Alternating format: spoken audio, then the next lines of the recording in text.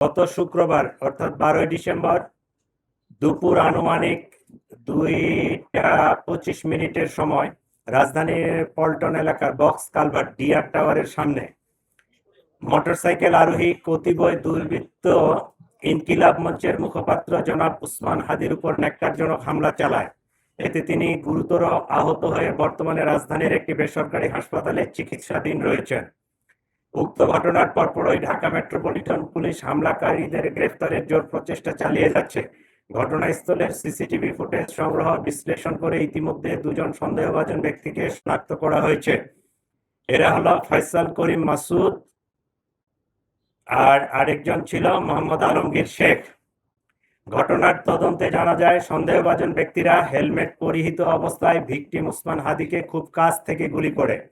ঘটনার প্রকৃত রহস্য উদ্ঘাটন ও শনাক্তকৃত সন্দেহভাজনদের গ্রেপ্তারের ইতিমধ্যে বিভিন্ন স্থানে অভিযান পরিচালনা করা হয়েছে এবং অভিযান চলমান রয়েছে।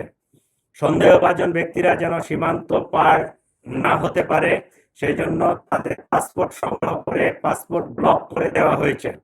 সীমান্তে অতিরিক্ত সতর্কতা জারি করা হয়েছে।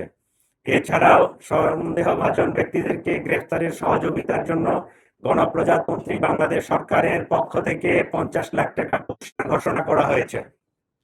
ইতিমধ্যে শেরপুরের নলিতাবাড়ি এলাকায় অভিযান পরিচালনা করে সীমান্ত দিয়ে লোক পারাপার যারা করে এই জড়িত দুইজনকে গ্রেফতার করতে সক্ষম হয়েছি, তাদেরকে নিয়ে আসছি।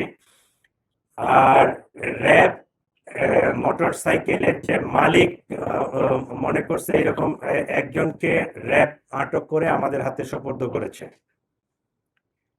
প্রিয় সাংবাদিকবৃন্দ, চাঞ্চল্যকর এই ঘটনায় জড়িতদের গ্রেফতারে আমরা আন্তরিকভাবে কাজ করছি। আপনাদের মাধ্যমে সর্বসাধারণের নিকট অনুরোধ, আপনারা যদি কোনো তথ্য পেয়ে থাকেন নিকটস্থ পুলিশকে অথবা 999-এর মাধ্যমে পুলিশকে আপনারা জানাতে পারেন।